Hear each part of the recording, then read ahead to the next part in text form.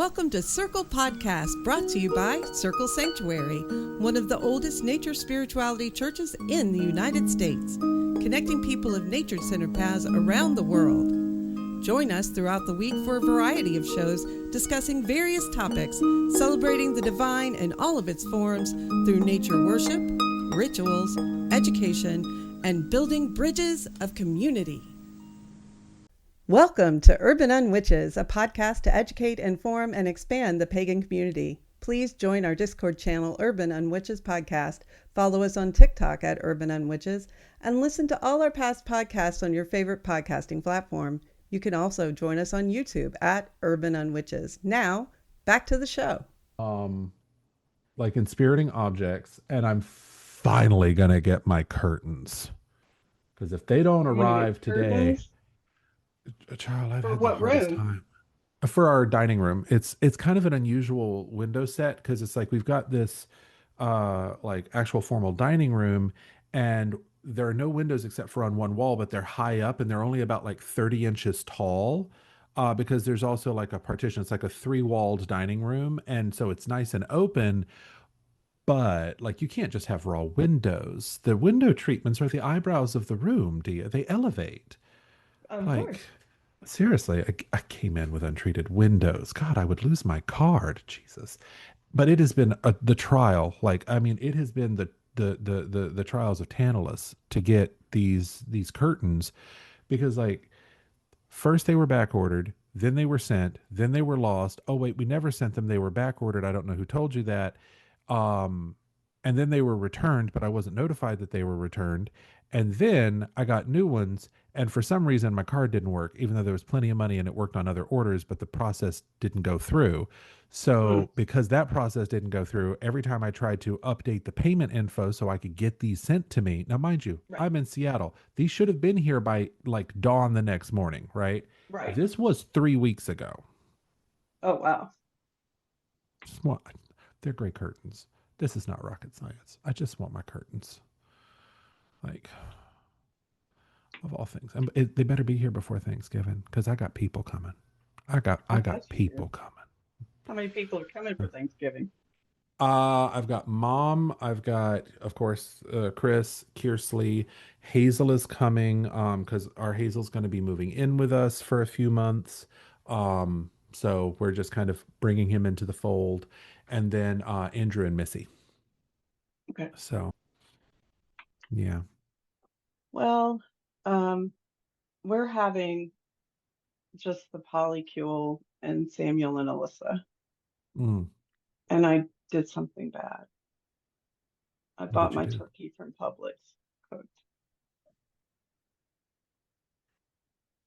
And this is the problem. The problem is this, okay? Look, my oven is broken. And so I don't have anything that Mm. will fit a turkey. Dia, when you start with I bought my turkey pre-cooked from Publix, and you don't start with my oven is broken, you are setting up drama. Okay, that is tantamount to gaslighting me. You created the scenario so that I could have a dramatic effect, and then you took the wind out of my sails. You're harshing my transmission. You did that on purpose. You're too good for that to not to be on purpose. I expect better, girl. Yeah, and then we're also so um I'm ready to talk about my big news that my liver is in a bad way. Mm, So I've been diagnosed with stage 2 or 3. I don't know which, I will explain. Fibrosis of the liver. But I am going to Emory. If you're from the South, you understand Emory is the place to be if you are a doctor. And I'm going to Emory's transplant office to see a hepatologist who will be able to explain these things to me. But there is a reason why I don't know whether I'm stage 2 or 3, and this is why. Because my doctor's an idiot. No. Um, well, kind of actually, yeah. So I'm not going to disagree. I've heard this story, guys. I've been there for most of the steps of this drama, and I don't disagree with the statement. I shouldn't have heard it unprepared on a intake and swallow of coffee, but it is not factually incorrect. Yeah. So what happened was I have my biological mother, who many of you know I don't speak to. Well, she's dead. That's not true. I actually have spoken to her since she died, but that's a whole other conversation. So let's skip on. I'm not ready for today. Oh And God, I so, am not ready. so Woman, you have come for my sanity. my biological mother has died of non-alcoholic cirrhosis of the liver. So this has made me nervous because I've had fatty liver for years, and over the past 2 years, my liver enzymes have not been normal. They have been abnormal in many, many ways. So I went on a very strict diet, as many of you may have heard. I lament upon this upon occasion. And then I got an appointment to see a hepatologist who is the doctor of a liver. And I saw this guy, and when he saw me, he was like, "Why are you here?" And I'm like, "Well, I have fatty liver. My enzyme levels have been bad for the past 2 years. My mother died of non-alcoholic cirrhosis of the liver. I'm here to make sure that there's not something I need to know." And so he goes, "Oh, well, you're young. It's fine. But we'll do these tests." And one of them is a new test that they do instead of biopsy. It's now an Hmm. image. It's an image type test that they can do, and then we'll see where we're at. And I said, "That sounds great." So he tells me that he's going to talk to me, that he's going to send me the results on the portal. So clearly he didn't expect anything to come of it, and Hmm. that I could see him in a year or two. That was how we left it. And then the results come back, and his nurse calls me and says, "You have to come into the office to get these results. They're not going to be published on the portal until you do." Never what you want to hear from a doctor, just for the Mm-mm. record. Mm-mm. So I go No. in, and he says, "Well, you're stage 2, 3 of fibrosis, where stage 4 is cirrhosis. So the numbers matter here." And I go, "Okay." And he said, "But you didn't do the blood work." And I said, "You didn't order blood. What are you talking about?" And he's like, "You have to do this blood work." And I said, "Okay, I'll come tomorrow and I'll do the blood work." So he was like, "Okay, we'll call you with the results." So I do the blood work. I look at the blood work and I'm excited because it's actually better than it's been. So I was like, "Yay, look at that improvement." And then the nurse called again and said, "Hey, we're going to put you on this drug for fatty liver because of your test results." So I go back and I read my test results, and my test results say I'm stage 4. So I guess that's again, one of those medical, mathematical things they do by looking at a bunch of different things. And so I decide that I need to go back and see this doctor. And when I went to go back and see this doctor, I got attitude from the front office. So I ended up talking to the office manager and said, "Look, I'm just, I have this problem. The doctor said it's no big deal." Then he's calling me, then he's having his girl call me and tell me that I'm going to be on medication. And when I asked questions, she couldn't answer the questions. And one thing leads to another. And she goes, "Well, we'll get you in and we'll get your questions answered. No problem." So then the doctor finally calls me and he tells me that he just forgot that there was medication he could give me. And so when he got the blood work back, he remembered and decided to put me on it. So, So I've heard this story, but I don't think I've heard it quite this no, way. My you brain did not never, make this connection. you That's did not hear this what. part because it's happened recently.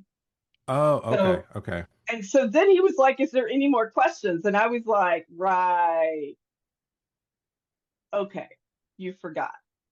All right."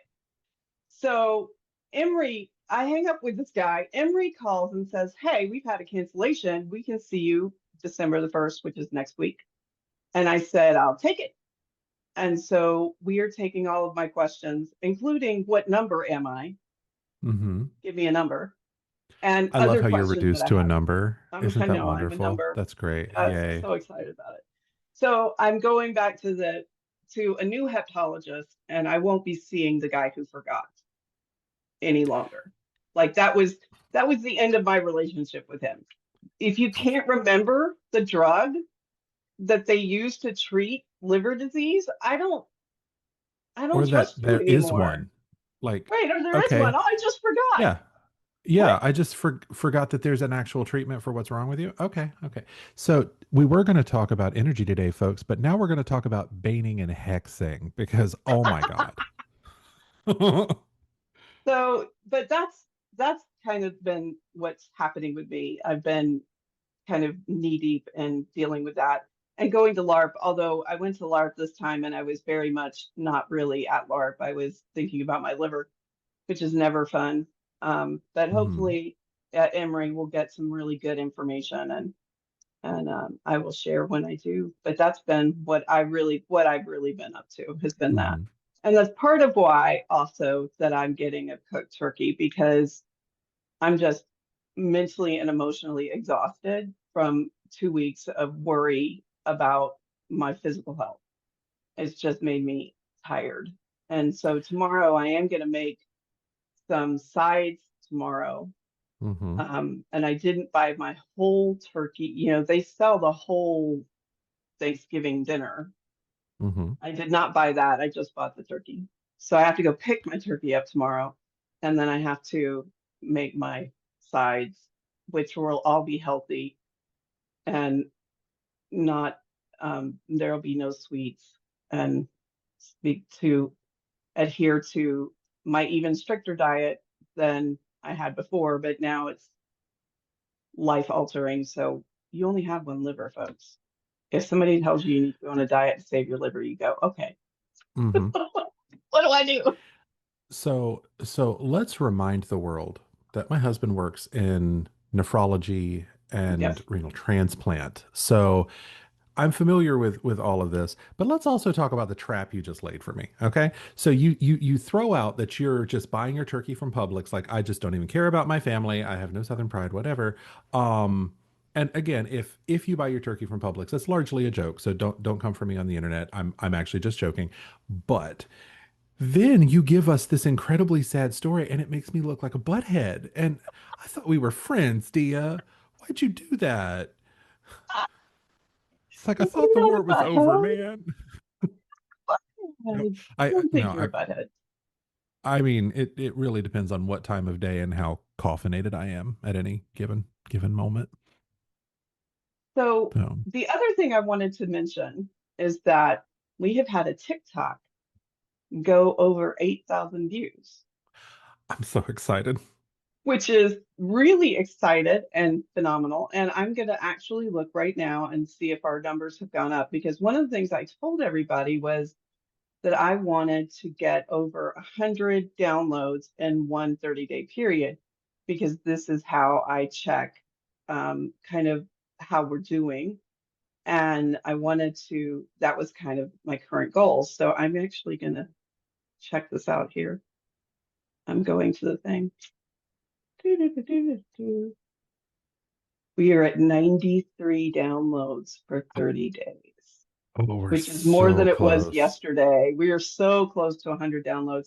So if you're hearing us, please tell your friends, Hmm.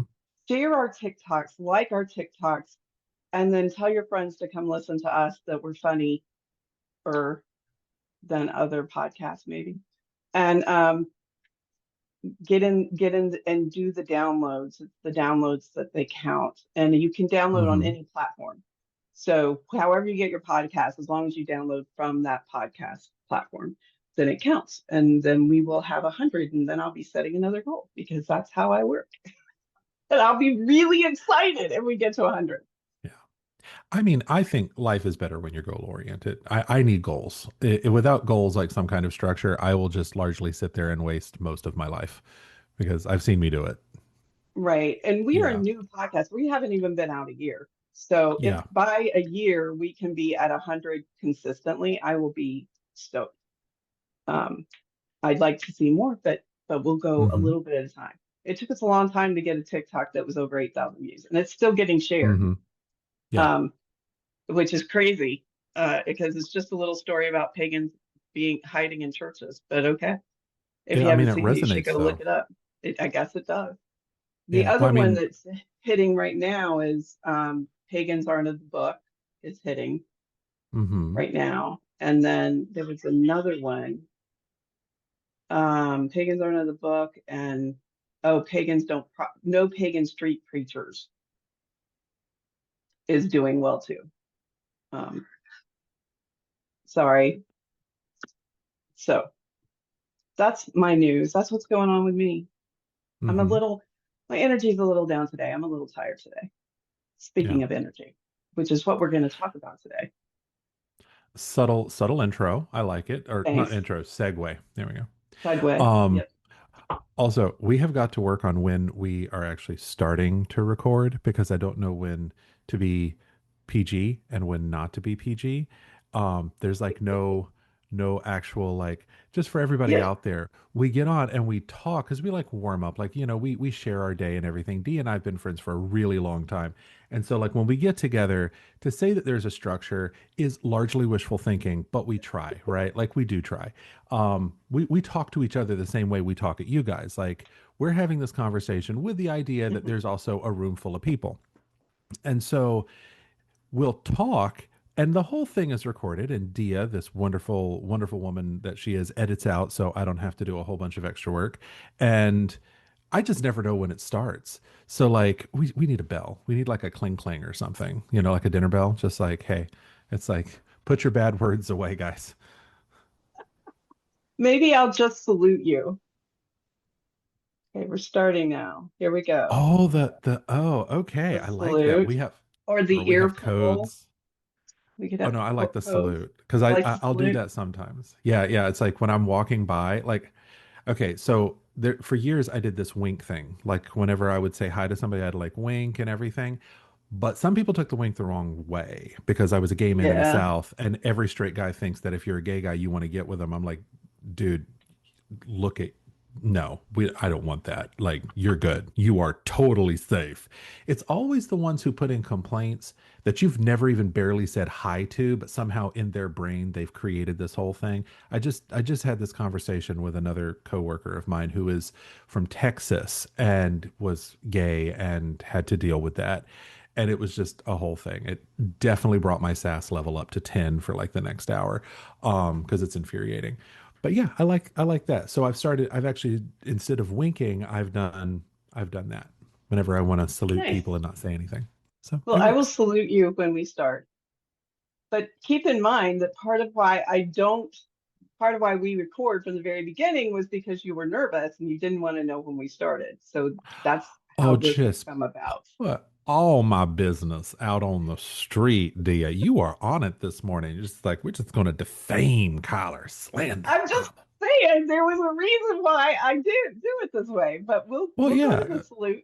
We'll do the Well, I salute. mean, Everybody will know that's when we start. okay, for the record, I am no longer nervous. This was when we had first started. We had not even done a True. single podcast.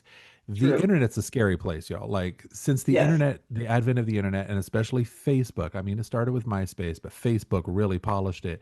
The internet Yep. allows people to be really ugly with no Yep. consequences. There is Yep. an entire movement of trolldom, which usually means something else, but now another word that used to mean something wonderful means something terrible.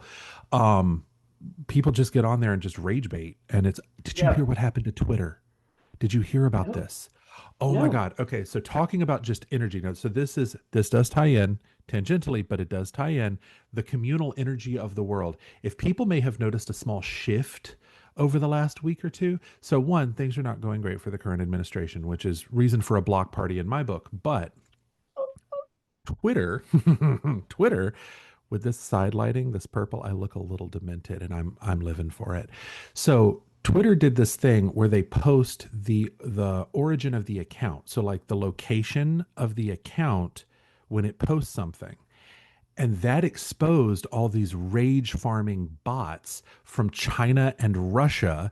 And so all these people who were like, this individual should be fired because they're super liberal and they're anti-American and they're domestic terrorists and they're Antifa and all this stuff, it got exposed as Russian and Chinese propaganda rage farming on Twitter, and Yes. MAGA lost its collective ever loving mind. And they're already like splintering with civil war. There's a report from Punchbowl that says before the midterms, there are going to be like rolling resignations of Republican congressmen because of how the White House is treating them. So, like, the Dems may actually get the gavel back before the midterms. Like, I the love it. Do you know, the and one of girls the they be TikToks I fighting. posted, one of the TikToks I posted today said the true enemies of the United States were China and Russian bots, Mm-hmm. and that they were Mm-hmm. whipping us up and trying to put us against each other. And Yep. I am so glad, I am vindicated that I posted that TikTok today Mm-hmm. because it's true. I was true. Yay. I'm so Yes. glad that got exposed. I really, Oh and I've yeah. said this before, there's a whole fiction book series that I've read Mm-hmm. about this that's like, super interesting. It's a Mm-hmm. romantic series, but the woman who is behind it, smart, because she's the one that exposed me to this. And I did some Mm-hmm. research and I was like, holy crap, this is really true. Like she's working with truth in her books, not with fiction. And Mm-hmm. so very interesting book series. I highly recommend. And I can't remember the name of it. I'll look it up. Um, so we're going to talk about energy, and energy has shifted. Yes. Yay! We like Energy the shifting en- energy.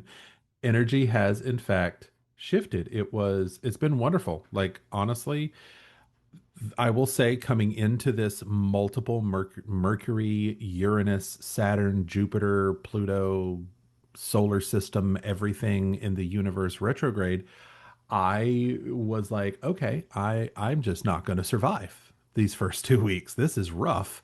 And now it's Right. like, oh, there's always like an ebb and flow when things shift like that, when there's all these massive shifts. It takes a little while for like the energy to ramp up. And it's like when you start a new medication, at first it's like, I feel weird, but then everything is better. It's been kind of like that.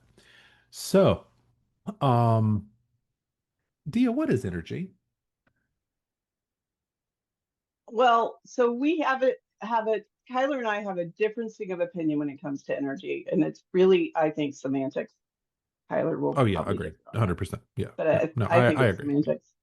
So for me, energy is the stuff that you can't see. And since I take a very physics kind of view, I view energy like strings. Now I know Mhm. string theory is not the thing anymore, but whatever. I still think of it that way because that's the way that my mind can Mhm. understand it.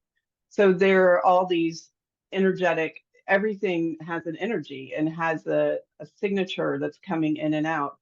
And that energy is within your cells, without of your cells. It's being shared among the different um, dimensions that are Mhm. available to us that we know about. It's being shared against across different galaxies even.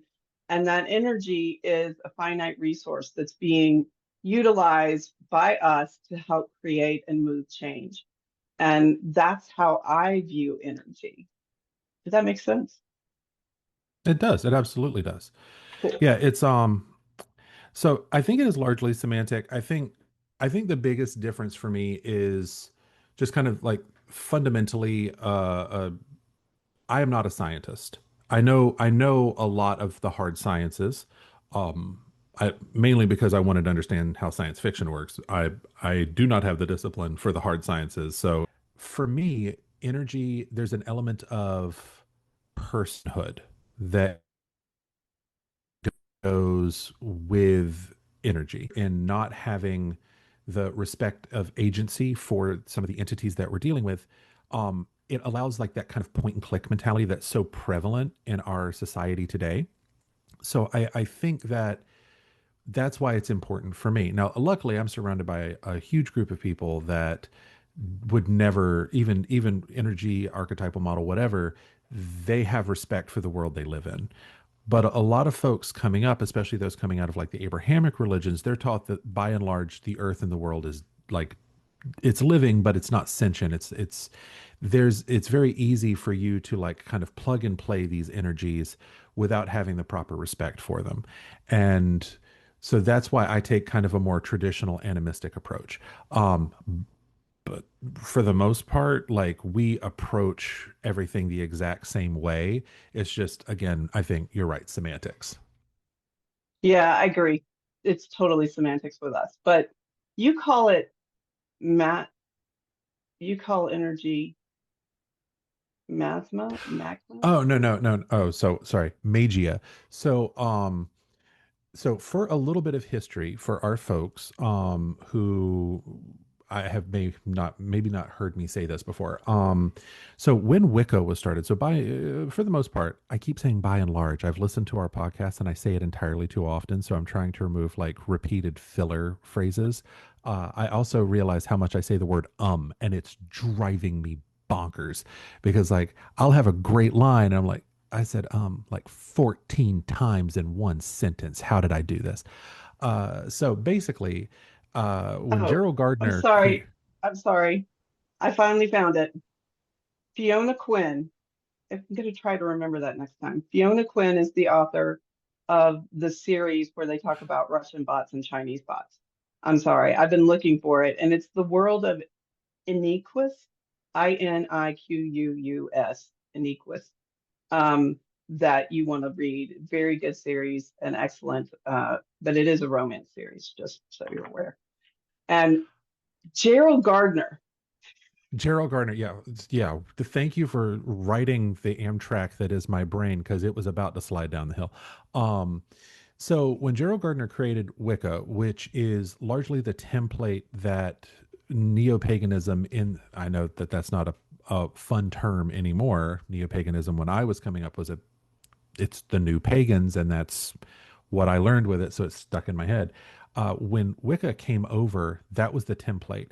And a lot of the practices that he engaged with, that he put into his template and his training and all that, involve something called Tantra. So most people have engaged with Tantra in the West from a kind of a sexual perspective. We are familiar with Tantra because, Sting and tantric lovemaking and all that other. Um, that is a very, very tiny sliver of what Tantra is. Tantra is Right. basically Indian witchcraft. It is the use of pranic energy in healing, in everything. Like most of our meditative and energy movement practices that are used in the craft today actually come out of the Tantra Vedas, just stripped of their cultural connotation because British Empire, that's what they did. We can own this. We're British. It's ours now. Just ask the Egyptian Museum. Yeah, it's ooh, ooh, tossed it. Burn. Oh, that was a 3 point shot. Oh, That was good. Okay. yeah. So I have a new coworker who is Egyptian, and we had a conversation about the sheer British audacity of archaeologists a century or two ago, and how they are loath to give back the things that they basically stole. And by basically, I mean that's exactly what they did. That's what they They did. Yeah, yeah, they totally. stole a national heritage. It's just a little thing. That's the ultimate appropriation. So when I talk about magia, magia is a Greek word to describe the tools of the personal magus. So, not everybody uses this term. I think I'm one of a handful of people that I have encountered who uses it. But I see, well, just for shorthand, we'll call it energy. I see energy, the power that fuels our spells, coming from like three primary sources. And you may or may not be able to find this in any book. This is kind of my own philosophy. There is the personal, and that is magia. So whenever you are taking your will and your essence, your anima, and you are putting that into a candle or putting that into a stone or whatever, that is magia. That is your personal energy.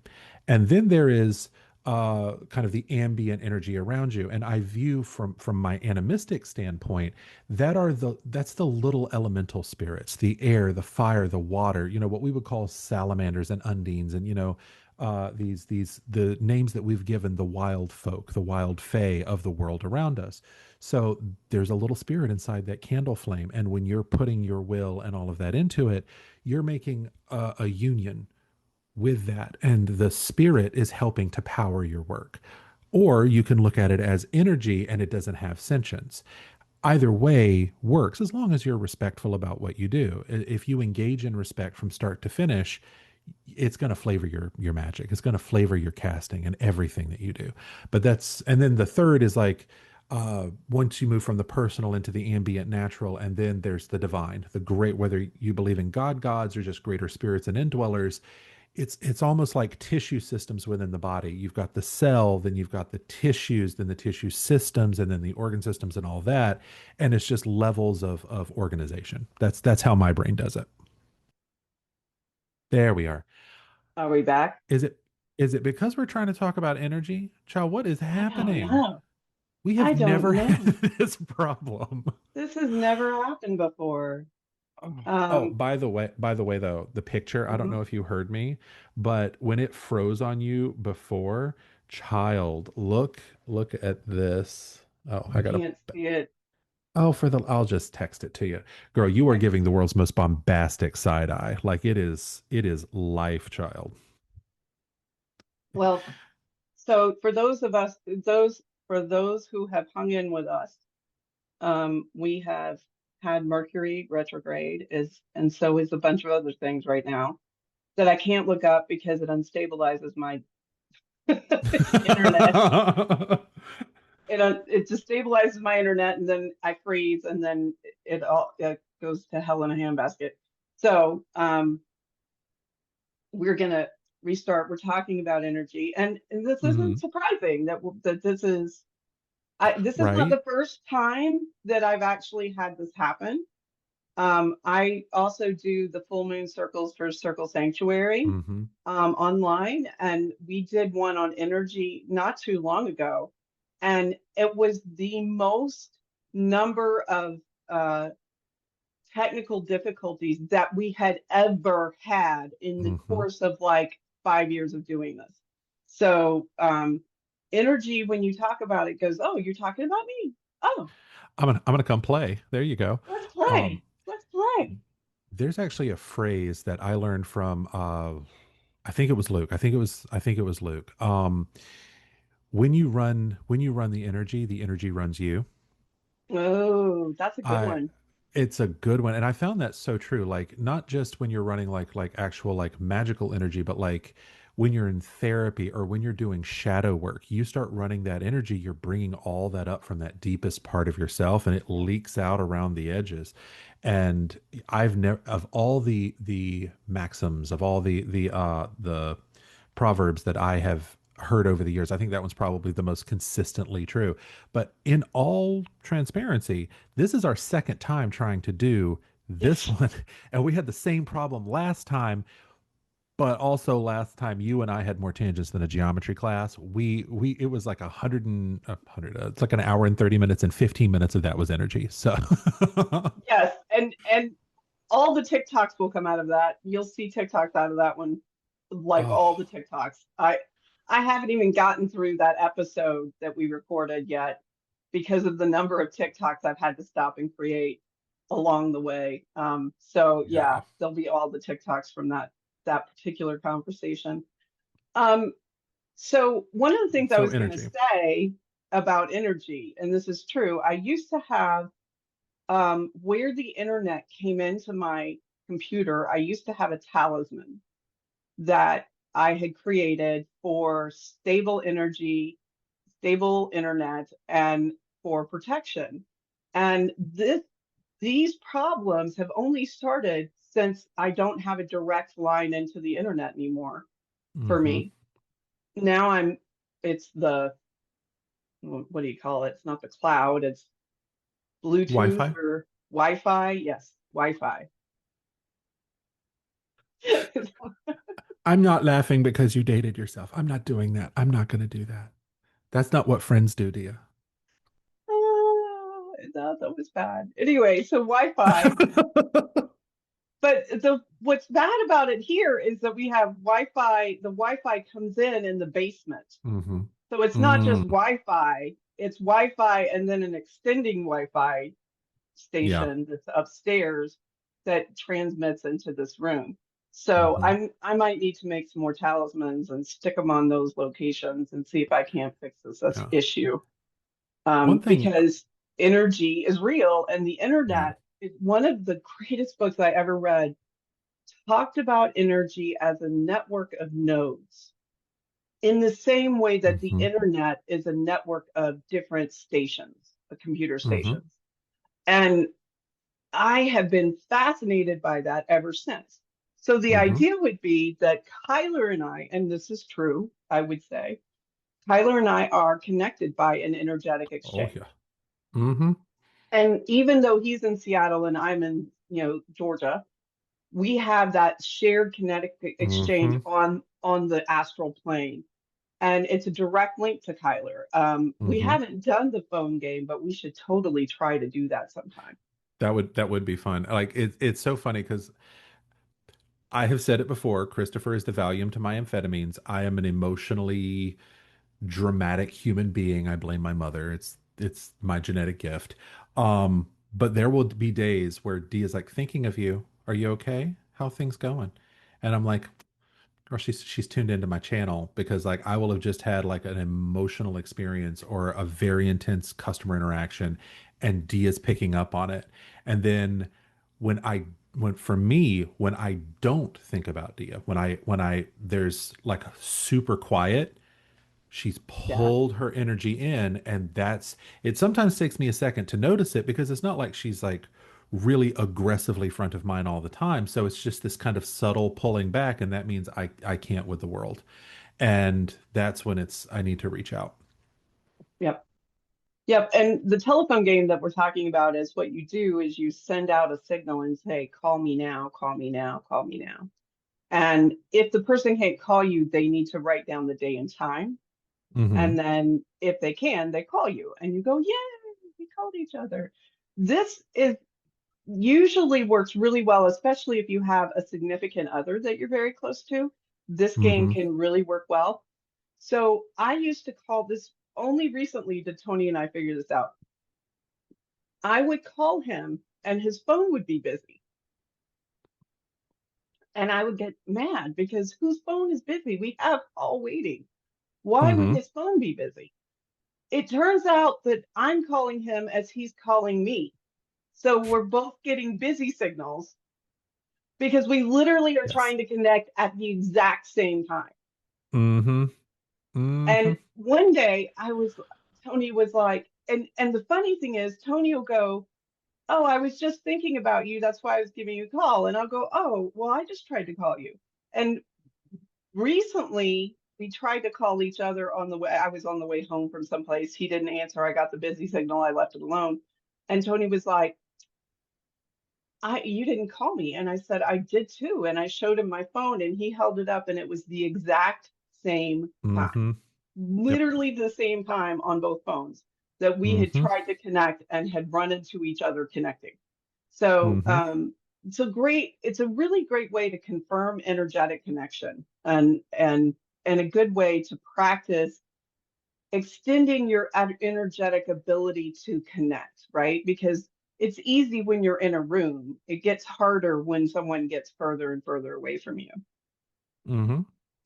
The number of times the three dots tell me that my husband's thinking about me at the exact same time, like I can't, because I'm on a floor with dealing with customers, I can't Right. call very often, so I will think about things throughout the day, random things. Lately he's been wanting like minute by minute updates on how my day is going, all that fun stuff, and I will take out my phone and I'll pull it up. And then as I'm about to type something, the three dots start bouncing because he is texting me at the same time that I'm texting him. And it's without fail. Also, remember to remind me after the podcast, 1111. I have a question for you. 1111. All right. Yeah. 1111. I'm going to write it down. 1111. So Well, let me I'm give one other example of this. sure, go I for it. have a good story that's about this kind of connection. So I was at a gathering. I have been chronically ill for a long time, and it was hot. And I had just found a seat and collapsed into it. And I clearly didn't look well because this woman came over and said, "Oh my God, are you okay?" And I said, "No, I need some water and some food." And she said, "Well, let me go find your husband." And I said, "No, he's on his way." And she said, "What?" And I said, "He's on his way." "Oh, did you tell him already?" "No, but he's on his way." And she said, "Uh-uh." And I was like, "Yeah, no, he's on his way. And he'll have water in his pocket and he'll have peanuts in his other pocket." And she didn't believe me. So she stood there, and pretty soon my husband came over this rise, Mm-hmm. and she was like, "Oh my God." And he came Mm-hmm. over and he said, "Hey, honey, you don't look good." And he pulled out water from one pocket and peanuts from the other and Mm-hmm. handed them to me. And she was like flabbergasted. But that is Mm-hmm. the type of connection you can have with your significant other. That Mm-hmm. as long as you are agreeing to be in tune with Mm-hmm. each other. But yeah, she was floored. And Yeah. I was just like, "Do you not have a significant other? So you surely other people do this." Yeah. So that is a really excellent story.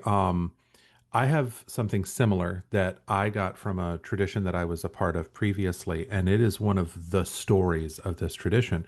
Um, so in traditional like British Wicca, like Gardner and the closer descendants before they splintered off in the Americas, there are like four traditional roles. There's the priest, the priestess, the handmaiden, and the summoner. And the summoner can Yep. have different names. Some call them the fetch, the black rod. There's a lot of different things. But the summoner's job is to protect the priestess. Like that's it. Like traditionally, the summoner was the one who protected the circle, and he was the only one to know who was under the hoods and all that, as far as the Wiccan mythos goes.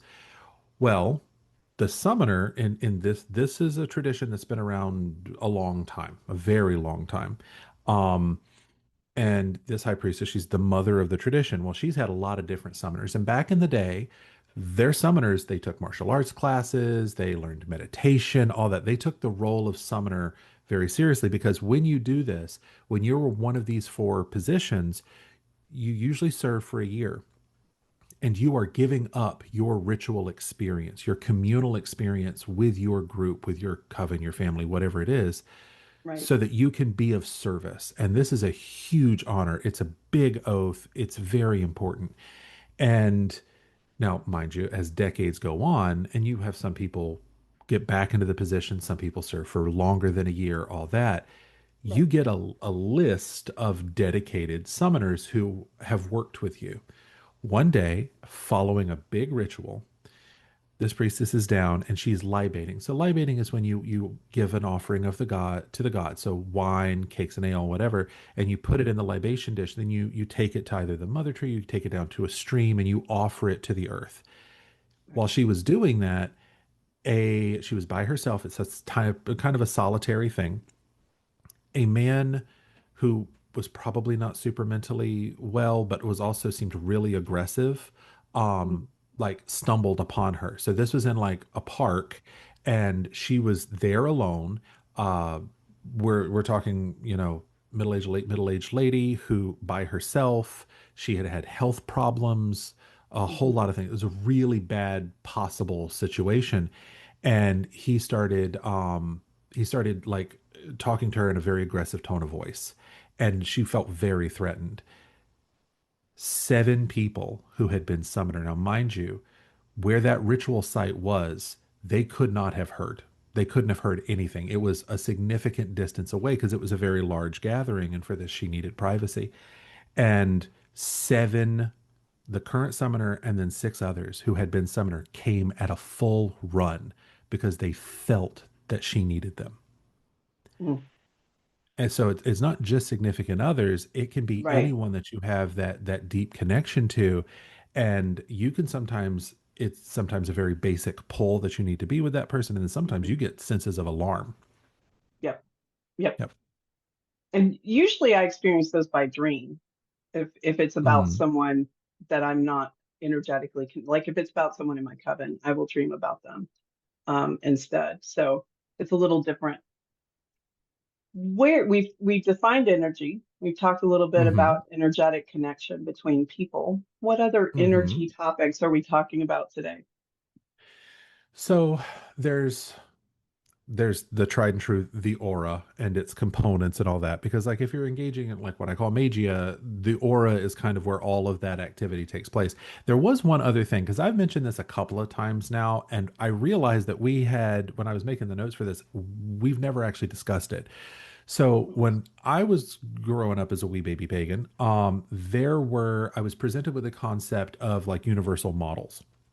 So these models Mhm. are basically how you see the world. And there's a couple of Yes. different ones.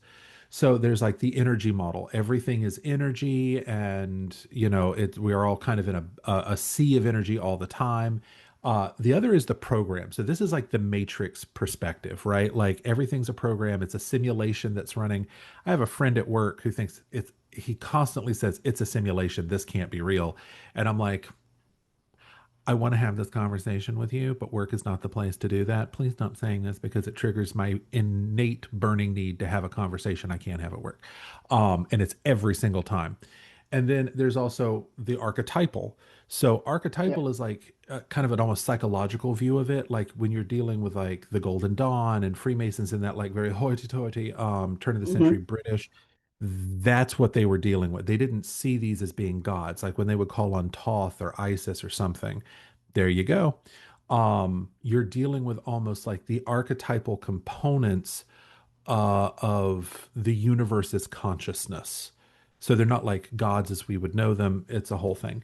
And then there's like true entity based, which is where everything is, it's a very animistic way of looking at it. So when we're talking about models, that's what I'm referencing. Well, there's some people call this cosmology as well. Um, Yeah, yeah. so this is also called cosmology. And if you are looking for a Wiccan cosmology, put in Wiccan cosmology, um, Gavin Bone, and you Mm, will find mhm. his cosmology. He actually is a picture of it that he's drawn. That's in. It was in Progressive Witchcraft. Now it's in the Inner Mysteries, I think. But Yeah. you can find it and look at it, and it explains how the energy of the world and the different entities of that world are connected and how you fit into that energy.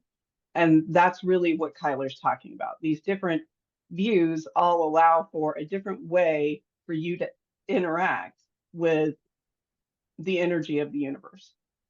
Hmm. And a thought just occurred to me. Um, so yes, let's talk about auras, but first I want to talk about hygiene. I, I feel like before we get into the nitty gritty of the aura, we need to have a conversation about psychic hygiene, because if there is one area in most people's practice that is lacking, it is psychic hygiene. Um, do you want me to launch into it? Do you want to know this? I'm good either way. Well, I mean, so psychic energy, if we subscribe that psychic energy is out there and that our aura is part of that psychic Mhm. energy that is available, then as we brush up against other people's aura, sometimes their energy or emotions or ever how they're emoting energetically gets kind of caught in your aura and you take it away with you. It's why when you're around some people who have really bad dispositions, when you leave, Mhm. you're in a bad mood. It's because their energetic auric being has attached itself to Mhm. your energetic auric being. And now you're experiencing both of these things at the same time. So psychic hygiene usually has to do with cleansing, it has to do with grounding, or Mhm. I call it locking energy when you take in energy into yourself and you lock it into your will chakra. Um, that's a type of grounding. There's also the grounding into the earth, into the sky. Mhm. And then there's shielding. And these kind of three components make up energetic hygiene. And really is important to your sanity if you're going to be Mhm. around magic practitioners a lot. Oh yeah. Because, or even if you, before you go into a large gathering of any type, so let's say Mhm. here in Atlanta, you go to Dragon Con, man, you should shield before you go to Dragon Con. I'm just saying, Mhm. Yeah. definitely shield before you go to Dragon Con. I Yeah. didn't do that when I went to MomoCon, and I left MomoCon like I had to nap before I could drive home. Mhm. I was so, and I was like, "What's the matter?" Oh, I didn't shield. I didn't. I Mm-hmm. didn't energetically take care of myself. And then I exposed myself to hundreds of thousands of people. And now I'm depleted, and that's my own fault. Mm-hmm. So, um, Yep. what would you say about it? So I think that it doesn't always have to be dramatic. It doesn't become dramatic until kind of late stage. So when you really need some spring cleaning, we all have those friends that we enjoy being around, but sometimes they're a little depressing. Um, Sometimes they're just a bit Yeah, much. Sometimes it's exhausting to deal with them. They right. can either be pulling or projecting, depending on the type of friend. I mean, we could have a conversation about like psychic vampirism and that and all. Actually, let's do a podcast on that one day. That's a really We good need idea. to, and I Yeah. have someone in the coven who would be happy to come in and talk about that, Okay. and has a I lot like of guests. experience with that. Yes, she would be a great guest to have. Yeah. She's awesome. Yeah. So specifically, I'm not talking about that. That's kind of its own whole thing. Yes, Um, People, I think I'm going to say it this way. The little green guy said, luminous beings are we, not this crude flesh. We do not end with our skin. Our aura extends around us. Think of us all as like either a slow or fast moving hurricane. We're a swirl of essence, of spirit, of energy all the time. And so we're constantly exchanging. Just having a conversation with someone, your auras are exchanging energy constantly. And you pick up schmutz all the time. You can pick up schmutz from inanimate objects. If you go, I love going antiquing. I yeah. actually, oh, I love antiquing. I actually have a charm that I wear to help bolster me because when I get focused on something pretty, guys, I have an attention deficit issue. I've been real clear about that. I will forget. And even though like my shields, my personal protections are like a matter of reflex, I won't always notice stuff because oh wow, that's a Baroque candelabra. I don't care that it's haunted. Come home with me. I make sometimes really dumb choices and I own them, so it's okay. So maybe my house has like a Warren style room of things that just don't go in there because they were bad buys, but whatever, that's fine. Um, I know Dia is laughing at me because I know I am ridiculous. But yeah, that is psychic hygiene. I have a regular practice several times a week where I will sit down and I will actually comb through my aura. And it is actually called aura combing. Like there's a waterfall Right. technique, there's a combing technique. Um, Grounding and centering helps. Sometimes if you are wrestling, like maybe you've had an interaction with someone and it has just skeeved you out or it's depressed you, it is just sticking with you and you don't know why. If you've developed the ability to turn your eye inward and feel and sense and see your own essence, that is very helpful because you may be attempting to digest some energy they gave you that is undigestible. And I have started using the word digest specifically for that because I will take something in and my energy don't work great with everybody's energy. And that essence is very difficult to process. And so I have to get rid of it. Like I have to ground it out. I have to send it away because I can't cleanse it and make it a part of myself naturally.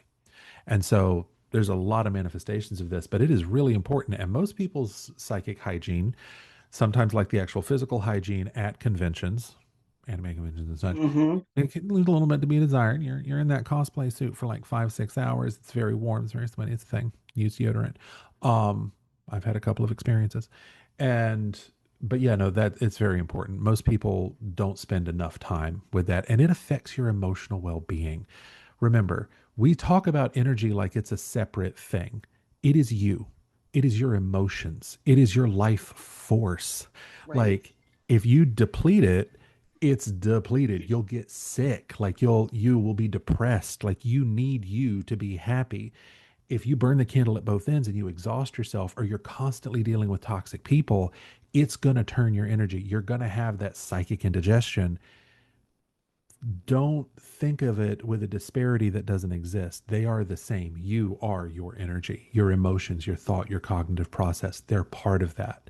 So that is a thing to definitely keep inside. One of the stories I tell sometimes, I am psychometric, which means that I can touch an object and know its history, which, by the way, is very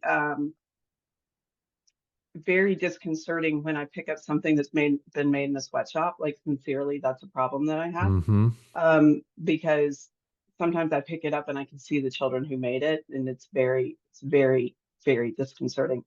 But one time I had a friend who bought a necklace at a secondhand store, took the beads and made apart, made it into something else, and then gifted it to me. And it was a choker.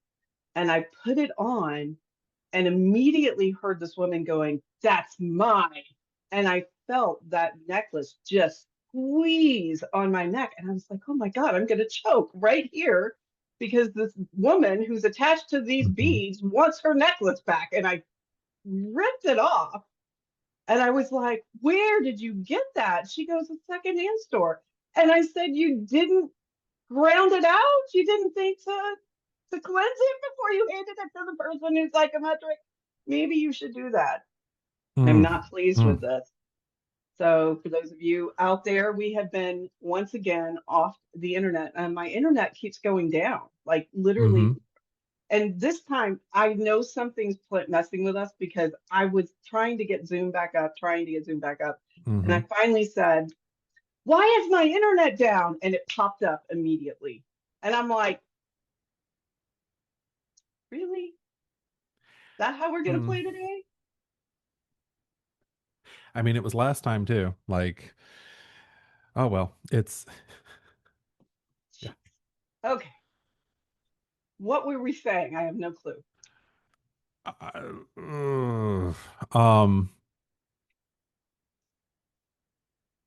we psychic hygiene. We'd moved on from psychic Oh, hygiene. and I was telling about The antique story about the stores, not beads. about the Yeah. beads and the woman who was mad that her necklace was used for paganism. Mm, Yeah. So what is next? So we've talked about psychic hygiene. You wanted to talk about yes. that. What do we want to talk about next? So, sorry, the tech issues have just like rattled my I brain. know. Like, yeah, the messed up my whole flow. Um, so okay, so you talked about you didn't cleanse this, and you gave it to a psychometric. I think that's a really good a point to pop in on, like how you cleanse. Do you have a Hmm. particular favorite method? Because I know I have mine. What do you do? Well, I don't touch a lot of things because I'm Mhm. psychometric. Right. Just I only touch things that I know that I've created, or like I said, I don't go to antique stores. If it comes to beads, especially because I do make jewelry, and so I have found just holding the beads and grounding that, just pulling the Hmm. energy out of the beads and grounding them into the ground usually works. Sometimes glass beads are harder to, I don't know why glass particularly, but they tend to be harder to clear out than say natural stones. And Hmm. so I will use the salt technique where you put them in salt water and or put them in a salt bowl with Hmm. salt on top of them and let them sit. Now you want to be very careful about doing this with natural stones because some stones react to salt very negatively Hmm. and it will eat away at the stone. So you need to be very careful about how you utilize this technique. But I have, if you, this is true, if you're a, if you prove to be a bad willite and you have to leave the coven, I put you in a cauldron with a lid on it to seal you in. I seal you in the cauldron for about a year, and then I release that energy, but mostly to allow for the transition to happen Right. Right. Right. without a lot of energetic interference or someone trying to energetically Hmm. insert themselves into the energetic working of my coven. So I will put them for a while in a cauldron with a lid on it. I find Hmm. that to be very effective. But it only works if your cauldron has a lid, just Hmm. for the record. You need Right. that lid to contain the energy in cold iron. So that will help. Hmm. Um, but the idea is that you just want to visualize the negativity and the other ties that tied to that object being released. Now, this doesn't work for all things because, as Kyler said, sometimes they're really attached to the Hmm. thing that those Baroque candlesticks were from great grandma, and they are really attached to those candles. Oh my God, did we do it again? Ah, No, oh, I, oh, I thought we had frozen again. no, I was just still for once. Oh my God, do I fidget that much?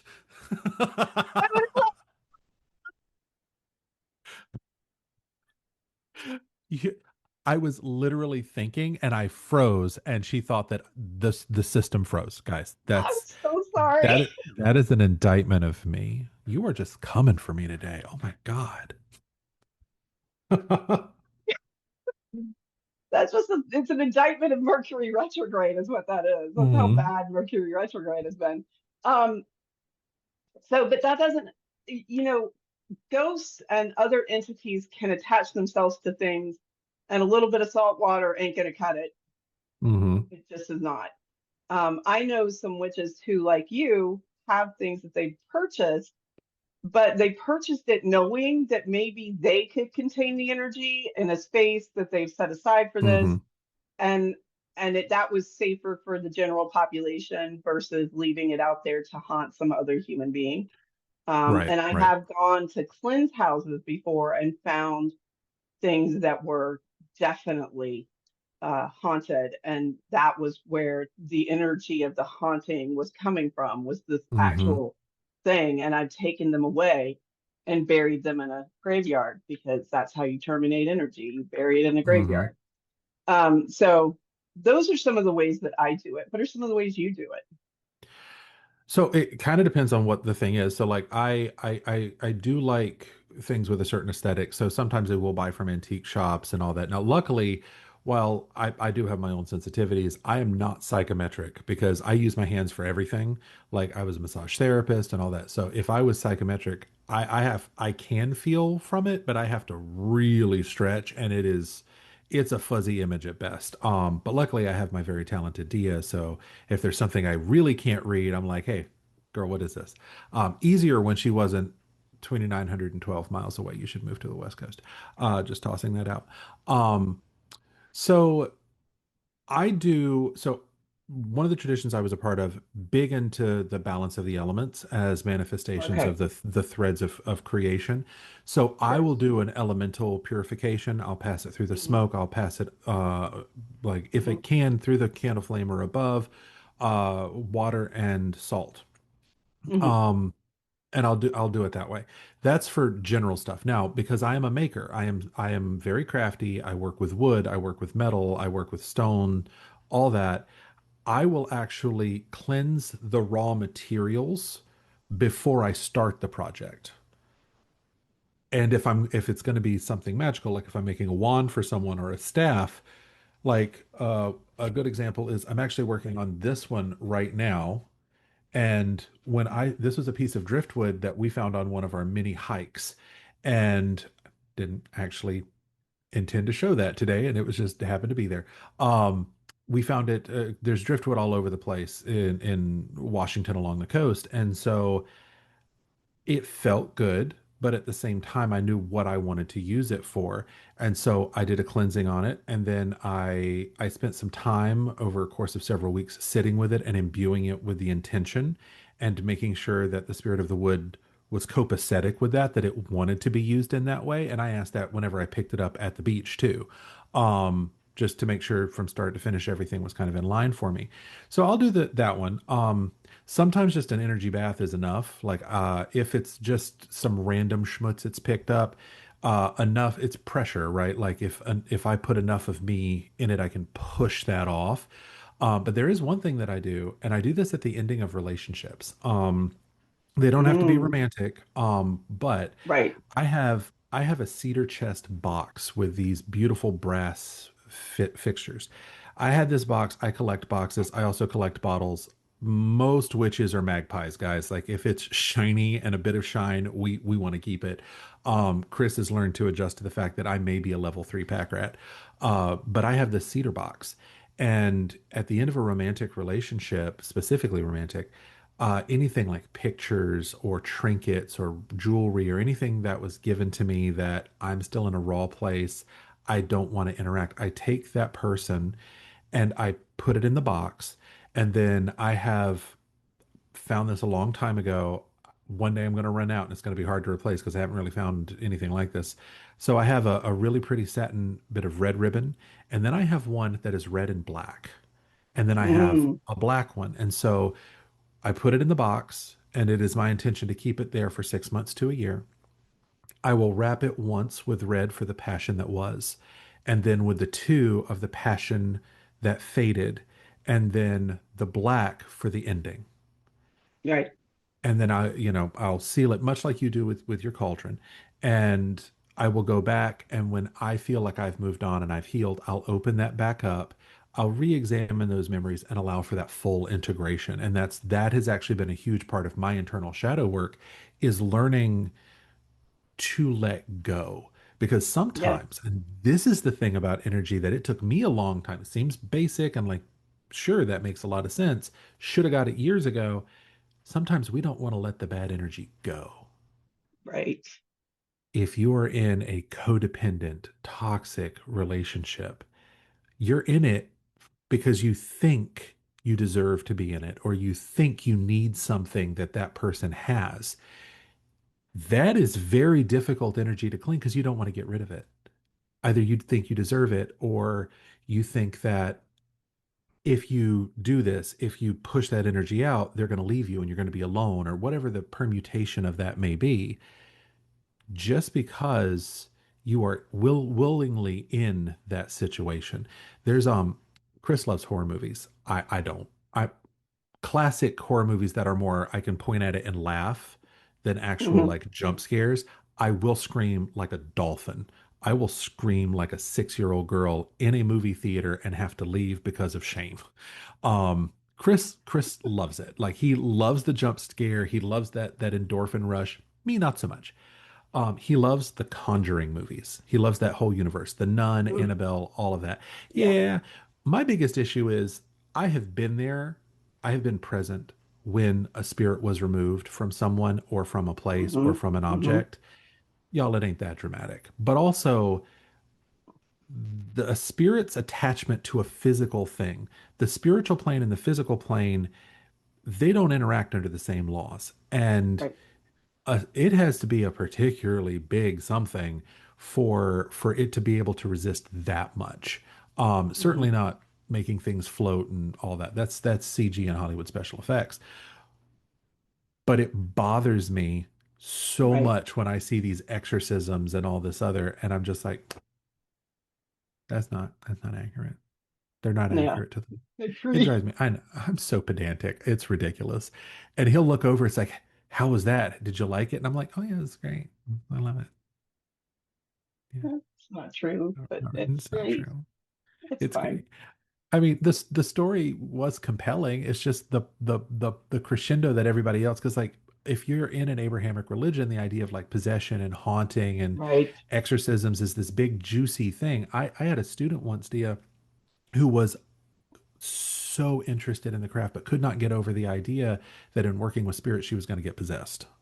Mm, And I yep. was like, if you think you're going to get possessed, that's basically opening a door saying, "Oh, come on in," so and mess with my head. Like, Well, and I would also say that this is very rare. Um, yeah. I've seen a possession. Okay, so just real quick, because we will get somebody who says this. There is drawing down the moon, which is a type Hmm. of voluntary possession. Now, Hmm. that I have seen many times, Yeah. but that is part of a ritual, it's part of a specific kind of thing that high priestesses are trained to do. Not everybody does it. It's very specific to the ritual that you're Hmm. dealing with. It's that kind of thing. Um, but I have seen one true possession, a person that was themselves 1 minute and then possessed the next once. And all it took was for me to go, get out of my house. And they were out of my house to the Hmm. point that someone said, I'm telling on myself, but someone went to smoke. We were at it was Samhain when this happened. And they came in and they was like, there's a woman walking back and forth at your driveway screaming, let me in. And I went, oh, she's dead. And they went, what? And I went, yes, she's dead. That's a ghost. How do you know? Oh, because I sent her out there. she, she Mm-hmm. tried to possess Mm-hmm. my kid. That was all it took. And she was gone. And he Yep. was like, are you going to let her back in? I was like, probably not. Probably Mm-hmm. not. She'll figure that out eventually. Yeah. And Yeah. the Take guy some time. freaked out. He freaked out. I've never seen somebody leave Samhain so quickly in my life. He was very thick. That's one thing I want to talk about. The other thing I Oh want to no, talk that's about lovely. is making. So these are I'm making balls, Christmas balls for Yule this year. At our Yule, everybody makes a little gift that they give to other people. Mm-hmm. If you are a maker of some type, you can utilize energy for all kinds of things. And Mm-hmm. in fact, I am going to be sending Kyler um, 3 balls that are charged specifically so that he can use them with energetic games with his students. So I will, as I crochet, I will crochet in the feeling or Mm-hmm. emotion. I haven't decided if I'm going to do a color yet. Probably not a color because they're made of color, Mm-hmm. but an emotion that I will add to each one, and then I'll put a little pin in it so Kyler knows which one is what, and then he can use them to play energetic games with his friends. I've used crochet to weave a baby into the womb so that it Mm-hmm. wasn't born too early, and then I've Mm-hmm. used the same material to rip because you rip the crochet stitches out to allow the baby to be born. Mm-hmm. So there's all kinds, if you're a maker, there's all kinds of creative ways that you can tap in and Mm-hmm. utilize energy. And it just takes a little bit of concentration. And the bigger the thing you're trying to do, the more concentration it takes. I'm just going to tell you that right now. I didn't sit down for 5 minutes and weave a baby into the womb. That was hours and hours of work.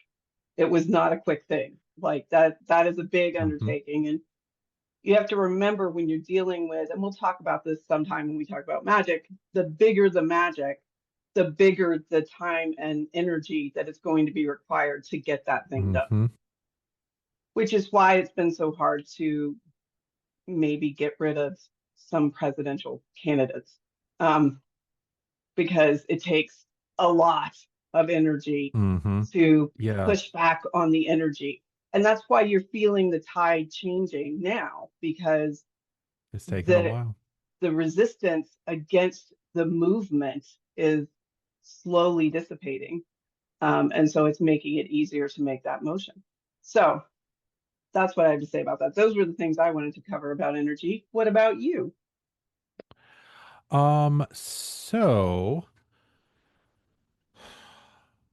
I had a thought and it completely went away. And it was a really good thought. My brain has Oh been no, ADDing at like epic today. What was that thought, Dia? It was so good. I We were don't know. talking about We were making talking and about oh yeah, making. I remember the thought. Yes, I got it. I got it. Got it. So I sew and I do embroidery and crewel embroidery. So crewel is not like Cruella de Vil. Crewel, Crewell is like a Elizabethan. It's very ornate, sometimes almost three-dimensional embroidery. And I'm also a big fan of the rune spell. So this is one thing. So we're gonna set that one, put a pin in that one. For you were talking about ejecting the spirit from your house. So I have a doormat. I have a pet peeve. I hate welcome mats. I don't want a mat that says welcome because I don't want to welcome everything into my house. My house is my sanctuary. That's my temple. Like that's my castle. I don't want everything in there. I don't want the tax man in there. I don't want some of my relatives in there. Like it's a thing.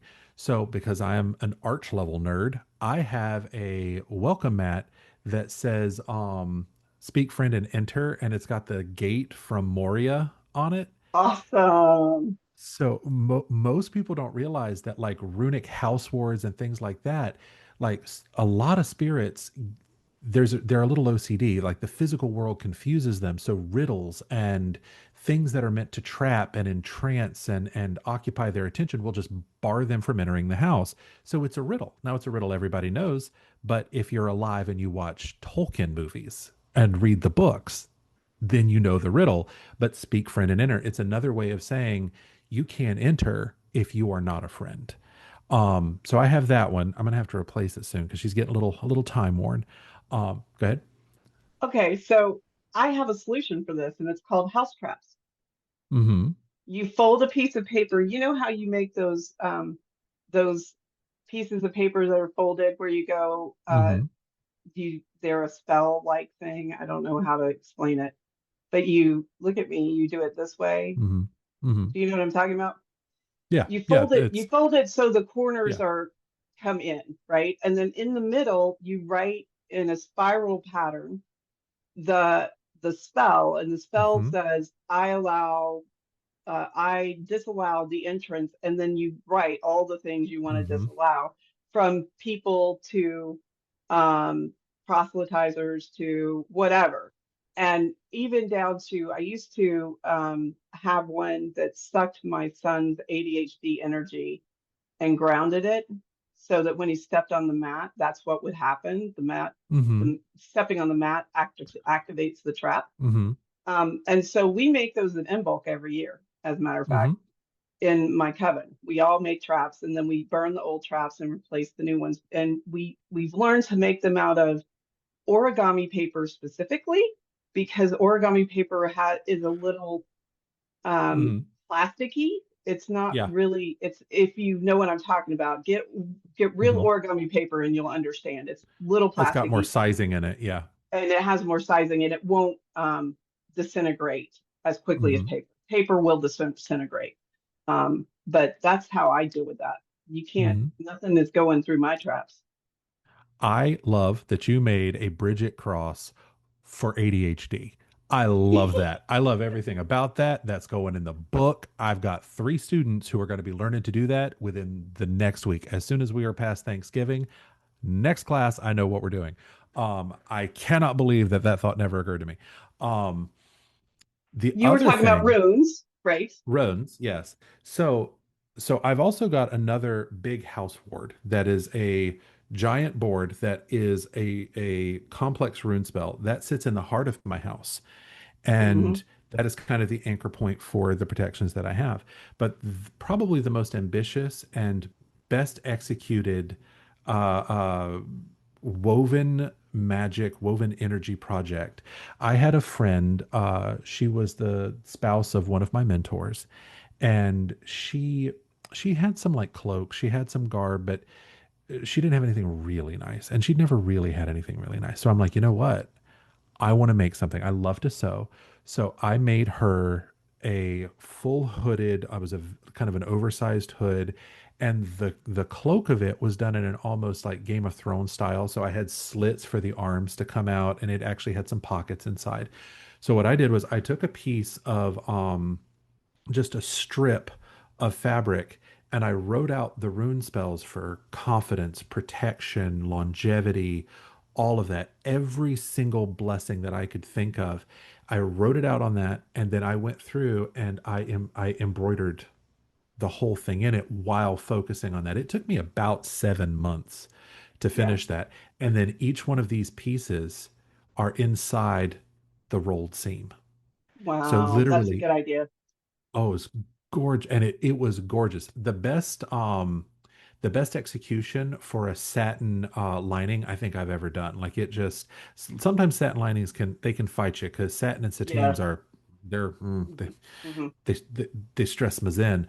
But it turned out so beautifully, and she just adored it. And she sent me a picture later with her in this get up, and she had this beautiful like amber rainfall necklace, and she has hair the same color as yours. And it was Mm. the one of the most striking images of a priestess, and she was wearing it. She took the picture right after a really successful ritual, and she said, I felt so good while I was wearing this. And I'm like, did it. It's wonderful. It was worth every second of the intention I put into that because I adore this woman. So I do a four corner spell where I take Mm-hmm. clay and I put uh, mustard seeds, Mm-hmm. because they're little tiny, and Mm-hmm. a bunch of them, and then I squish the clay in between two pieces of clay, and Mm-hmm. then I put protection runes and stuff, and I do it for the four directions, and then I bury them on the four directions of this property. And it Hmm. makes it difficult for, as Kyler said, entities tend to get stumble over riddles, and they stumble over all these seeds and they want to count them. And so Hmm. it keeps them busy. And then it also maintains, because it's set up with this idea that it's cycling the earth, the energy is cycling Hmm. the house, around the house. And it also makes a permanent circle structure. So if you're on my property, you're in circle space, whether you mean to be or not. It's how it's set up. Hmm. And that's a really good way to also take care of it. But that is a permanent way. And you Hmm. have a lot to deconstruct that. Like, I own the Hmm. land that I live on, but I do rue the day that I'm going to have to deconstruct all that, because I'll have to go find it Hmm. and see if I can't dig it up. And if I can't find it, then I have to do some card cutting, and it's going to be a whole thing. Yeah. But it's worked really It's well. People come to my house yeah. and go, "Your energy is so great here." And I'm like, Hmm. "Yeah, did a lot of work to make that happen." Yeah, everybody who comes over to Casa de Chris and Kyler, they're just like, we just love the energy here. I'm like, it is not accidental. Like, it Right. was an investment to get there. There's one, since this has kind of devolved into like some of our favorite spells, which I absolutely love. Hmm. I had a friend who was going to have a baby. Now, I was not with a tradition at this time. I had just had a small coven. And we were pretty tightly knit, and she was a little worried. She'd had some health issues. She had lost a baby before, and Hmm. it was rough, and we were trying to be there for her as much as possible.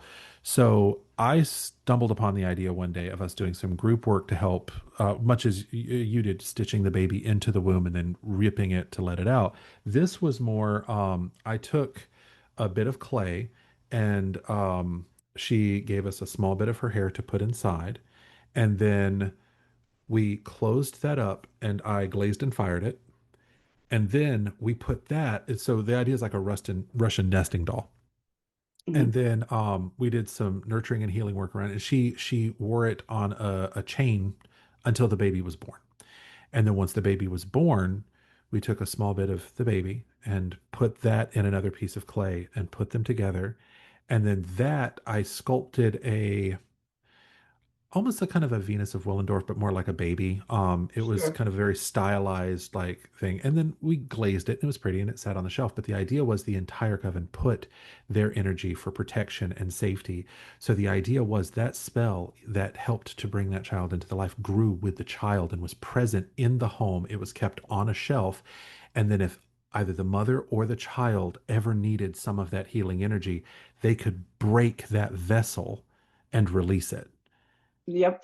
Yep. Yep. And years later, I got an email from that mother. They had a cancer scare. The little girl Mm-hmm. was diagnosed with cancer, Mm-hmm. and they broke the vessel. Now, I am not saying that it cured cancer. I am not saying that magic will cure your cancer. If you are diagnosed with cancer, please go to the doctor and your oncologist. But they broke it, and she went into remission. They were able to deal with everything. It was a very tough 8 months of this little girl's life, but it was a whole thing. Nothing has come back since then. But that was probably, I think, one of the pieces of magic that I love the most, because it was Mm-hmm. a group of people in a state of nothing but just love. Like, we in Wicca, we talk about perfect love and perfect trust. This is Mm-hmm. a verb. This is an action. It's not a noun. It's Mm-hmm. not a static thing. You have to exercise love to be capable of greater and greater acts of love. Like, love is a muscle. It is the kindness, it's the giving, and little acts can come together to create communities that are capable of great acts of love. And I think that's one of the problems with the energy in our country today, is Yeah. that there have been so few acts of love, and the acts of the opposite of love, of hate, division, all of that, that energy has like just penetrated everything. And I think it makes it easier to forget that there are these acts of love, and you can build communities around that perfect love and perfect trust. And that doesn't mean everything's perfect. Perfect is a loaded word for me, but the act of trying to make greater love and greater community and greater health amongst its component people. That is a spell in and of itself. That intention is constantly working and growing and snowballing if you work at it. Yeah. And I mean, we're talking here about words having energetic power in and of Mm-hmm. themselves. The idea of perfect love and perfect trust grows as perfect love and perfect trust grows. So Mm-hmm. as one person finds that with a community or within themselves or with the Mm-hmm. gods, that idea is growing. And it's what creates liturgy as Mm-hmm. well. It is the use of these, the drawing down the moon, not drawing down the moon, not the charge of the goddess and the charge of the Mm-hmm. god, and pagan songs. All of those things create an energetic spell that is reinforced every time they're sung or done or used. And there is energy and power in repetition. Mm-hmm. And that's why if you want to do a love spell, find somebody who did a love spell and it worked. That you Mm-hmm. want that spell, right? Mm-hmm. And every time it works after, it makes that spell more powerful. So find one that's been used by a couple people, Mm-hmm. and you will find love because you've done the spell. And that spell has been bolstered by all of this energy that's been put into it. Mm-hmm. So we talked about energy, what it is. We talked about Mm-hmm. energy hygiene quite a bit. Mm-hmm. And then we've talked about different ways that energy manifests through spell work. Mm-hmm. Has been a lot of what we've talked about. Is there something that's very important to you, Kyler, about energy that we haven't covered? Self-defense. Oh, yeah, that's a good one. Mm. Yeah, the so I don't know who came up with this. I have no idea. I was very young, so I thought it was a good idea and I used it. The psychic Hadoken. So a Hadoken is a wooden practice blade. It's a very heavy Okay. piece of wood. So I, at some point, was dealing with a very aggressive, incredibly toxic boss. I was eventually fired by this person for being homosexual. I Mm, was told when I was let go that I could complain, I could file a complaint, I could do whatever, but they had invoices showing that I had been giving product away for free. I never have. I've never given my friends anything for free, anything like that. But they had created these invoices that proved, and at that time, it's Florida. There was no protection for people like me. right, This was 25 years ago. right. Um, but for before we got to that point, there was so much just interpersonal aggression. This person despised me. They were very fundamentalist. They were very aggressive, and they would crowd me. I'm not a particularly aggressive person. It's taken a while for me to get over my insecurities and all that, but I take up space. I've always had a big personality. It's not always been as resilient as it is now, but they would crowd me. They would force me to diminish myself. And so if you're dealing with a boss or a significant other that makes you feel small, the reason you're feeling small is because they are pushing your energy down. They are literally compressing your aura and it's making you feel small, and it leads to that feeling of being trapped. If you exercise that muscle, you can push back. And I truly believe the reason I wound up getting fired was because I did eventually push back, kind of repeatedly and made it stop. And this was, them escalating, but it wasn't an important job. So, but psychic self defense can take a lot of different shapes. It can literally be nothing more than you taking the edge of your energy and hardening it so that person can't penetrate into your space. Sometimes it's literally taking your energy and expanding it and pushing them back. And I mean, with enough practice, that becomes as easy as breath. It becomes as easy as just kind of squaring your shoulders back. Sometimes it's really vile, or you're dealing with somebody who is themselves either psychically trained or maybe a very toxic practitioner. The mirror is a wonderful bit of psychic self defense. Um, but the Hadoken is if you are dealing with somebody who is aggressive, they are escalating, they are coming into your space. And I picked this up from Qigong. So I've practiced Tai Mhm. Chi and Qigong for many years. You can take your energy and you can focus it to a wedge and push it forward. If you are feeling threatened, if you are feeling like someone's about to aggress on you, this is something I've actually done, and it doesn't hurt them, but it scatters them. That wave, that rolling tide of aggression that is going to come running at you, it kind of cuts through it, and so it takes the wind out of their sails. And it's helped me to de-escalate a situation that could have led to something physical. Mhm. There's a lot of different ways that psychic self-defense can manifest itself. Every person is different. Everybody's energy works in different ways. I'm certainly not saying go out there and do psychic martial arts on all the people around you. Like, with most cases, you're never going to come across this situation. But like, there's little things, there's big things.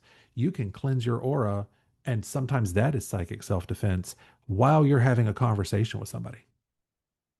This is where pop magic in my mind really becomes Mm, helpful. So I was trying to explain shielding to someone one time and they weren't getting it. And I said, do you know when the Gunga Din roll in and then they pop up and they have guns and then there's a shield around them and you can see it?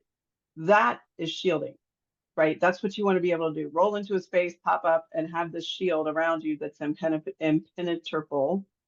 Um, hmm and also, if you think of things like Sailor Moon, when she becomes Sailor hmm Moon, like that whole process of becoming, Yep. and the fact that she's using mudras, which are hand gestures, you can make your own mudras. Yep. You can do whatever it is that's going to make you feel in that way.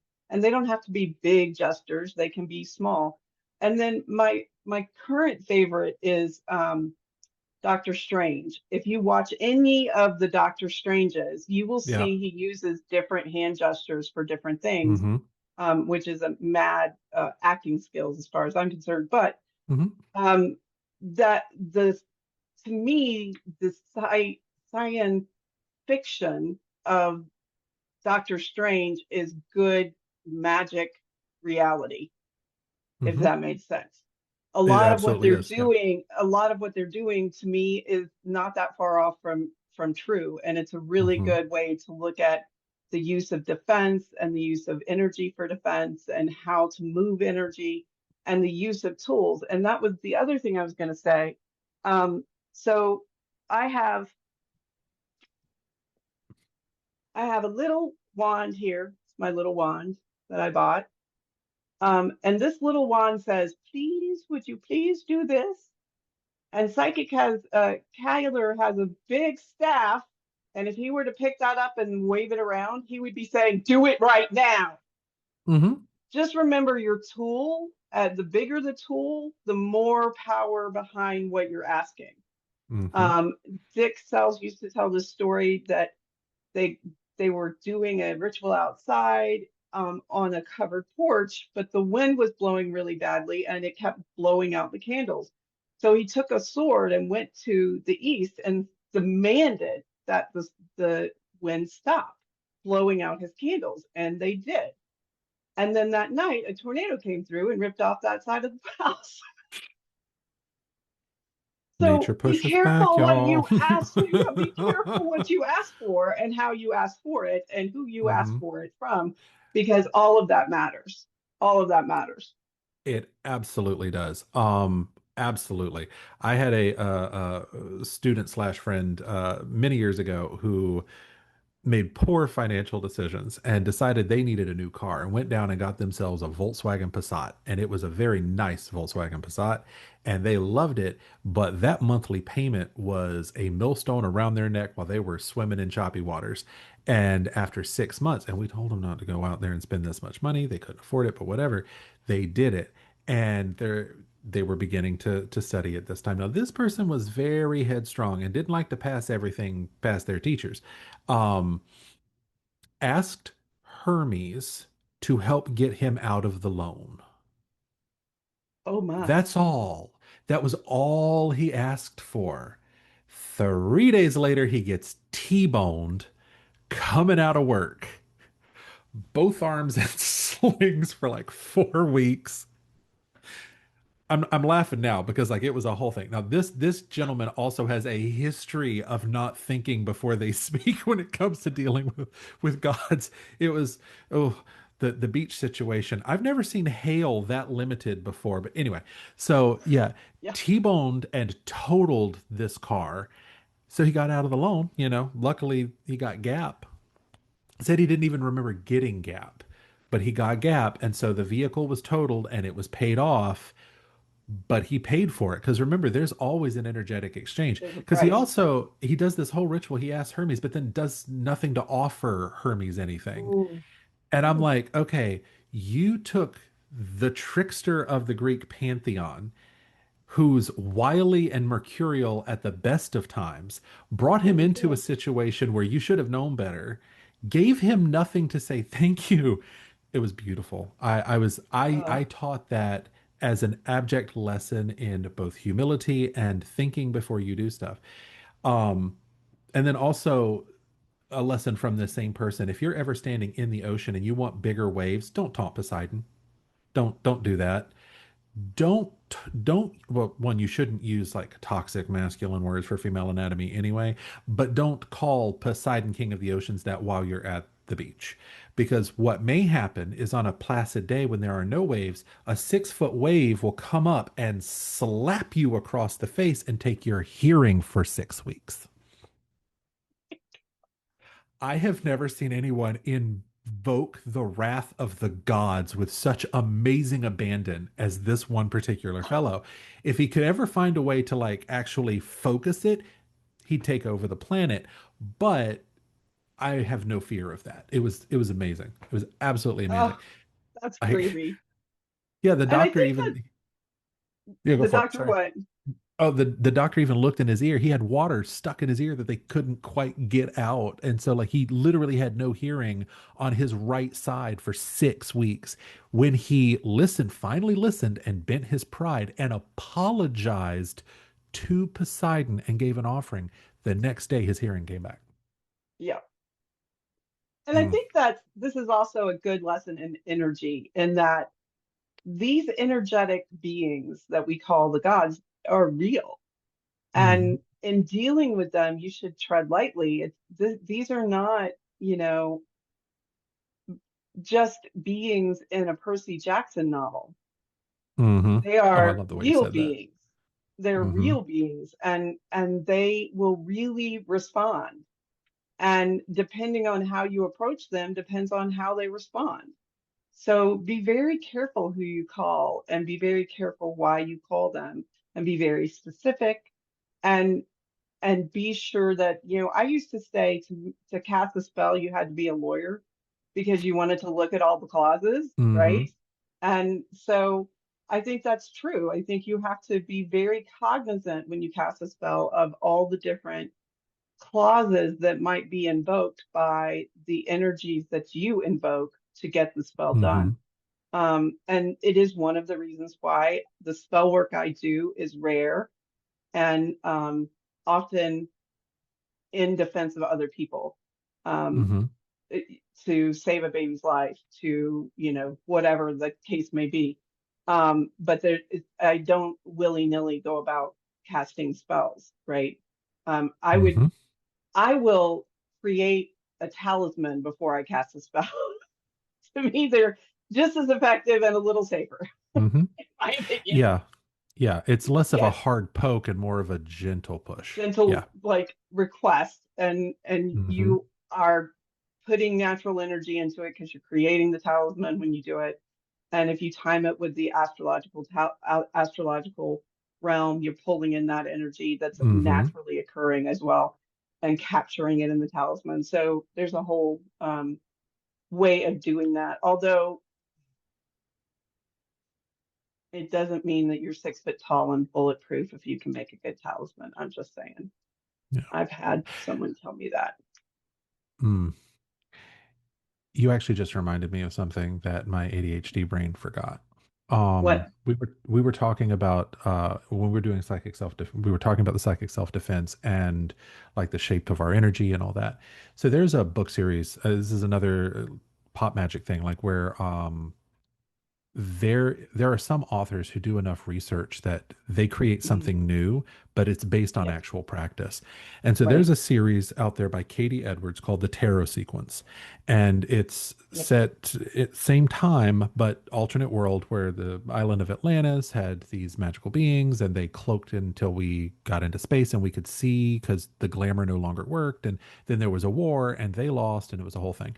But the leaders, the rulers of these people are the arcana, and their courts are where our tarot cards come from. Well, by and large, they are a civilization in decline, but their leaders have this power, and it's called an aspect. They are the living embodiment of their arcanum. And when their aspect rises, there's a physical manifestation. And there's one of them who's part of the moral certainties block. He is the child of Lady Justice. And when his aspect rises, it comes in as, if you know what bright armor is, that's shiny light Hmm. armor. It appears as a crusader's bright armor around Mm. him. And I meant to bring it up when we were doing the psychic self-defense. Literally, you can do that with your aura. Like Yes. if you train yourself to do it, that is actually one of the things that I've learned. Because when you work and walk as a priest or priestess, you are walking in the footsteps of all the priests and priestesses who've come before you, and there's a mantling, there's an aspecting of that, and you can feel that around you. If your symbolism, if the what you're pulling on and the shape you're taking is solid enough, you tap into that. So also great book series, highly recommend, 10 out of 10. So, and the last thing I wanted to cover is for all of our chronically ill people. Mm, Um, One of the things you have to be careful about is whether or not your energy can withstand being in a magical circle and being in charge. So I'm not saying that if you're chronically ill, you shouldn't be in magical circles. You absolutely should be. But you mhm. should question whether or not you should be in charge and whether or not you should be running that energy, because then you're sharing in a way what energy you have and maybe passing along some of what's making you ill. And so you just want to be careful about that kind of thing. When I talked at the beginning of this podcast about my liver, we've had when one of my members found out, the first thing they did was said, "What can we take off your plate? What energy can we remove from you?" Mhm. And so they've taken over full moons effective that day. They were like, "We're going to do full moons. Don't worry about full moons anymore." And so I'm not going to. And that is one of the ways that you can help your chronically ill priests and priestesses. You can say, what can I take? What energy can I take away from you to allow you the time and space you need to heal or allow you to have more energy for other things? So I just wanted to mention that because I think it's an under talked about issue that we we don't really spend time and focus on because we don't want to talk Mhm. about how people are chronically ill and we don't want to talk about Yeah. disability and we don't want to talk about these topics. But I think this one particularly is very important given the subject matter of the day. Mhm. Definitely agreed.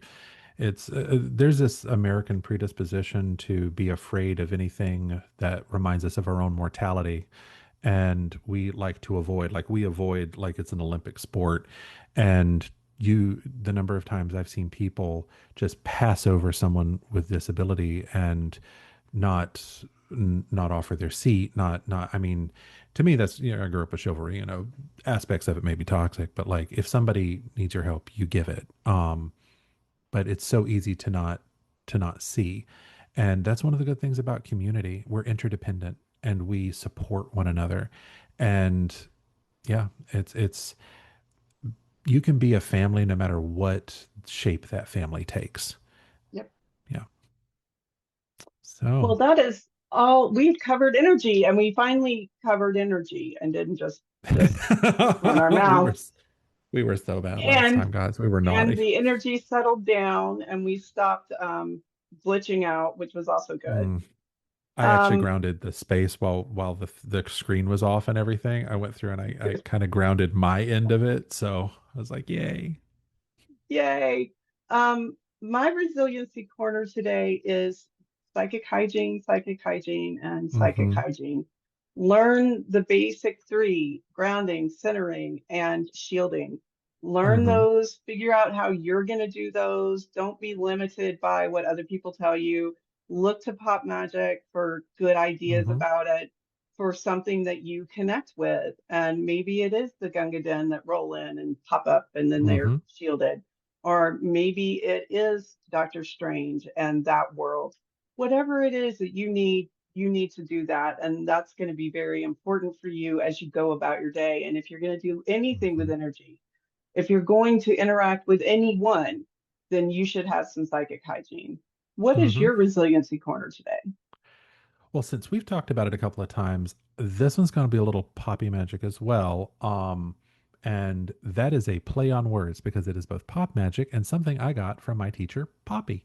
So, see how efficient that is? I'm so punny. It's punishment. Um, so I call this making a Patronus. If you are dealing with something you can't get out of, I mean, the world, pardon the language, guys, but right now, sometimes the world feels like it's just shit. Like, I mean, it is one thing after another.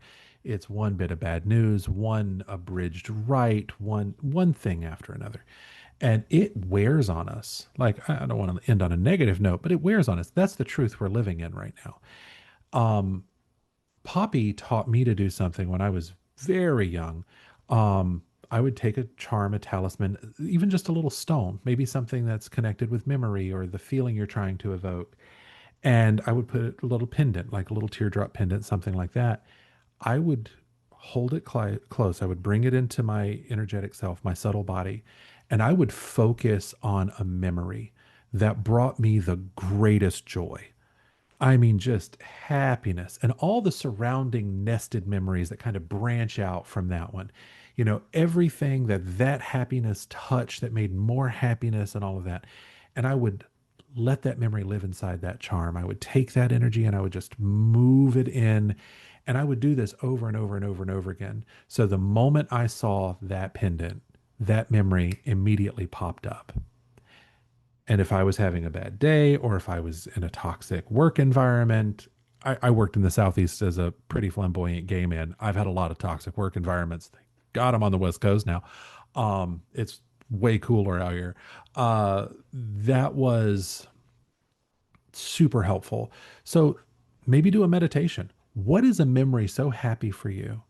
A concept so loving and so peaceful that it helps you. Or maybe you need to be bolstered in confidence. It works for literally anything. Make yourself a little charm and make that Patronus, you know, expecto Patronum. And then your Patronus comes out and protects you from the thing that would take your joy. And let that live in your space. Wear it when you need it. Keep it safe. And yeah, that's my resiliency corner. And I always end by saying, I hope you have a magical day, and we'll see you next time. Hail and farewell. Thank you for listening to Urban Unwitches. Please reach co-host Kyler Petrie and Rev Dia at urbanunwitches@gmail.com. That's urbanunwitches@gmail.com to suggest topics for shows or comment on past episodes. Please join our Discord channel, Urban Unwitches Podcast. Follow us on TikTok at Urban Unwitches. Follow us on YouTube at Urban Unwitches to watch all episodes. And listen to all our past podcasts on your favorite podcasting platform. Rev Dia is a witch for hire as an officiant, life coach, astrologer, geomancer, and medium, and can be reached at www.revdia.net. See you next time. Thank you for joining us on the Circle Podcast, presented by Circle Sanctuary, and produced for all who follow nature-centered paths. Join us throughout the week for various programming connecting with the community around the world. Please don't forget to watch for updates on the Circle Sanctuary website at www.circlesanctuary.org. Follow us on Facebook at Facebook/Circle Podcasts. We can also be found on your favorite podcast hosting sites, such as iTunes, Spotify, and others. Until next time, many blessings.